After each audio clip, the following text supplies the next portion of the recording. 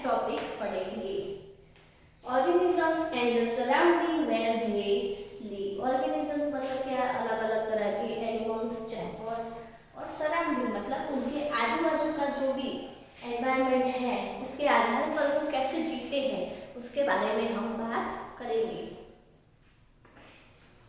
Another thought that occurred to Perelli and Bujo was about the kinds of living organisms. पहली और बुजो दोनों के दिमाग में एक नया विचार आता है। That were present in different locations that they had visited. Organisms मतलब क्या, अलग अलग तरह के जानवर। बुजो और पहली अलग अलग जगह पे घूमने गए थे तो उन्होंने देखा कि अलग अलग तरह के वहाँ पे जानवर थे। The deserts had camels. वो लोग घूमने गए थे वहाँ पे एक रण प्रदेश था, उस डेजर्ट के अंदर उन्होंने क्या देखा, कैमल को देखा। The mountains had goats and yak. Mountain मतलब पर्वतों पे कौन रहेगा, तो goats and yak. Puri had some other creatures. Puri के अंदर हमने देखा था तो उसमें बहुत बड़ा समुद्र, दरिया था। तो उसके अंदर क्या मिला उनको देखने को, तो crabs, केकड़े। On the beach, नदी के किनारे पे उन्होंने क्या देखा था, crab and such a variety of fish being caught by the fishermen at the sea.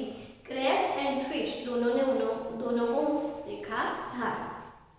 And then there did seems to be some creatures like ants that were present in all these different locations. लेकिन एक aunt, चींटियां ही एक ऐसी है जो सभी जगह पे देखने को मिलती है। The kinds of plants found in each of these regions were so different from the plants of the other regions.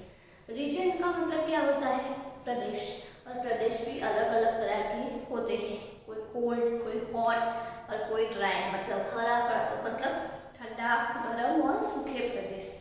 तो वहाँ के अनुसार, उनके एनवायरनमेंट के अनुसार सारे ऑर्गेनिजम्स होते हैं। What about the surrounding in these different regions? Why are they the same? उसके बाद दूसरा टॉपिक क्या है, habit and adaptation. In the sea, plants and animals are surrounded by the slim water. दरिया हम लोगों ने देखा ही होता है कि उसका पानी कैसा होता है, खारा होता है। तो उसके जो पेड़ पौधे, एनिमल्स हैं, वो कहाँ पे रहते हैं, दरियाई समुद्र के अंदर, खारे पानी के अंदर। Most of them use the air dissolved in water. अभी मछली है वो अंदर सी में ही रहती है, समुद्र में ही रहती है, तो वो क्या करेगी, जो खारा पानी है उसको ही अपने ऑक्सीजन के लिए यूज करेगी। स्लेन बोलते हैं salty water. There is very little water available in the desert. हम सबको पता ही है कि डेजर्ट यानी कि रण प्रदेश, वहाँ पे पानी बहुत कम होता है। It is very hot in the day time and very cold at night in the desert. Desert का एनवायरनमेंट कैसा है कि सुबह को देखें तो हम बहुत सारी गर्मी होती है और रात को देखें तो वहाँ पे बहुत सारी ठंड होती है। The animals and plants of the desert live on the desert soil and breathe air from the surrounding. जो भी डेजर्ट में रहने वाले एनिमल्स हैं वो क्या करेंगे, वो लोग प्रदेश मतलब कि डेजर्ट की जमीन पे ही रहते हैं और डेजर्ट के जो भी एयर है, हवा है, उसी में ही जीते हैं। The sea and the desert are very different surrounding and we find very different kind of plants and animals. Sea and desert, sea मतलब दरिया, समुद्र, और डेजर्ट मतलब क्या, पूरा रण प्रदेश जहाँ पे मिट्टी होती है। तो ये दोनों में बहुत सारा डिफरेंस है और वहाँ पे रहने वाले एनिमल्स और प्लांट्स भी अलग तरह के ही होते हैं। Let us look at two very different kind of organisms from the desert and the sea. Desert के अंदर रहने वाले ऑर्गेनिज्म और सी के अंदर रहने वाले ऑर्गेनिज्म का हम डिफरेंट देखेंगे। A camel and a fish. तो डेजर्ट में कौन रहेगा, रण में कौन रहेगा, कैमल, और सी मतलब समुद्र में कौन रहेगा, fish. The body structure of a camel helps it to survive in desert condition. ऊंट ही एक ऐसा जानवर है जो रण प्रदेश में अच्छे से चल सकता है क्योंकि वहाँ पे मिट्टी ज्यादा होती है। long legs which helps to keep their body away from the heat of the sand. Camel के मतलब ऊंट के पैर एकदम ज्यादा लंबे होते हैं, बड़े होते हैं। इसके लिए क्या होता है, उसको गर्मी थोड़ी कम लगती है, उसके पैरों में गर्मी कम लगेगी।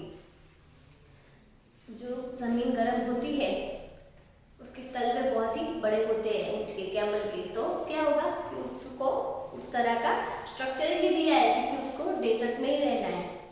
दे extract small amount of urine, वो लोग टॉयलेट भी कम जाते हैं, यूरिन मतलब toilet. Their dung is dry, उनका जो गोबर है वो भी एकदम सूखा होता है, उसमें पानी होता नहीं है। And they do not sweat, और उनको पसीना होता नहीं है। वो रण में रहते हैं, इतनी गर्मी रहते हैं तो भी वो लोग पसीना उनको होता नहीं है, स्वेट मतलब पसीना। Since camels lost very little water from their bodies, और वो लोग अपनी बॉडी में से पानी भी कम निकालते हैं। They can live for many days without water, वो बहुत सारे दिन पानी के बिना रह सकते हैं। Let us look at the different kind of fish, अलग अलग तरह की मछलियों की बात है। There are so many kind of fish, but do you see that they all have something common about their shape? अलग अलग तरह की मछलियां तो है, लेकिन उनके जो शेप आकार है वो एक तरह के ही होते हैं। All the ones shown here have the streamlined shape that was discussed in chapter 8.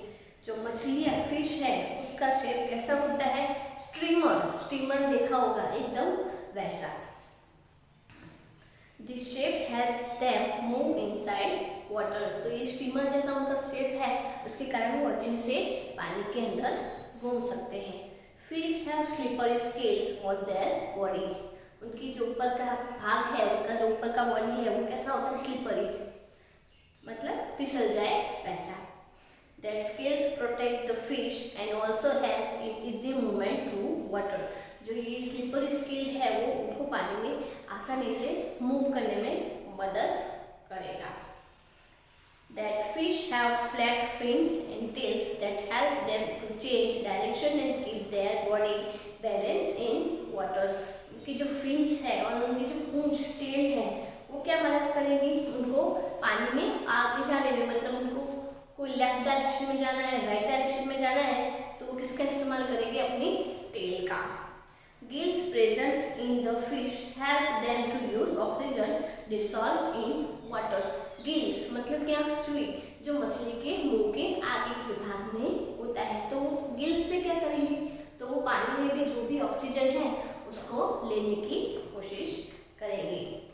तो ये टॉपिक हम यहाँ तक ही रखेंगे। दूसरा जो नेक्स्ट इसका आगे का हिस्सा है वो लोग हम दूसरे वीडियो में